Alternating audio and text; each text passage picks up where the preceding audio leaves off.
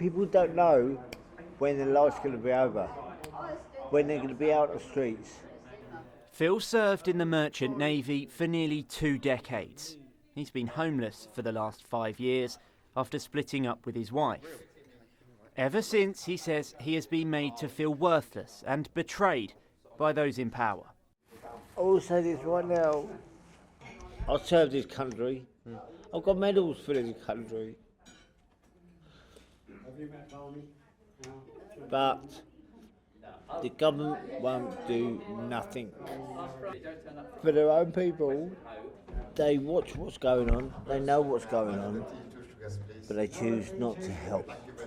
The government has committed £650 million to preventing people like Phil from becoming homeless over the next 2 years. £48.6 million of that going to councils across the south. Prime Minister Rishi Sunak announced the funding at a winter shelter.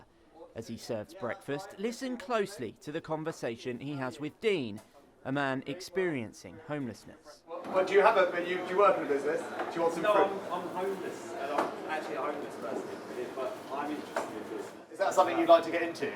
I wouldn't mind, but I don't know. I'd like to get through Christmas. It's an exchange that's been described as excruciating by Labour MPs and has raised questions with one homelessness GP in Brighton over whether decision makers are really in touch with what's needed. I don't think you can have good health without a home. And actually what we found during COVID was we got everyone off the streets and we gave them somewhere safe to stay. We gave them food, we gave them support, and we saw overnight people's lives start to improve. Even temporary accommodation places are scarce. The Rainbow Centre used funding to buy up rooms at local hotels and B&Bs. This is one of our rooms. But they have more than a dozen people who are already homeless on a waiting list. How hard has it been to find enough accommodation to meet the number of clients? In general, in the town, the hotel rooms or B&Bs are being taken over by the Home Office, and that has given us fewer choices of rooms available to us. Many of those experiencing homelessness we've met during this series say they feel like the system is designed to keep you in it, but you can get out. Keith showed us where he used to sleep on the streets of Southampton. Now, 8 months on from when he first became homeless, he's in his own private place. Keith, hello. You all right? Come on in. Thank you very much. How does it feel to have a roof over your head again? It's been a long time coming. It's great. It's great to have them keys and not worry where you're going to be sleeping tonight. Is it going to be dry? Yeah, absolutely fantastic.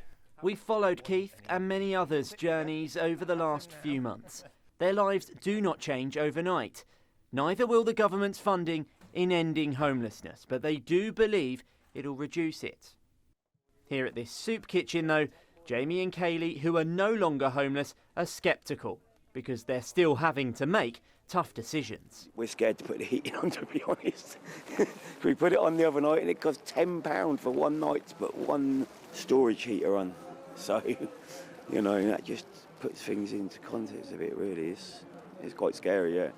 Charities say until that changes, the fear of having no place to call home is incessantly real. Coshan, ITV News.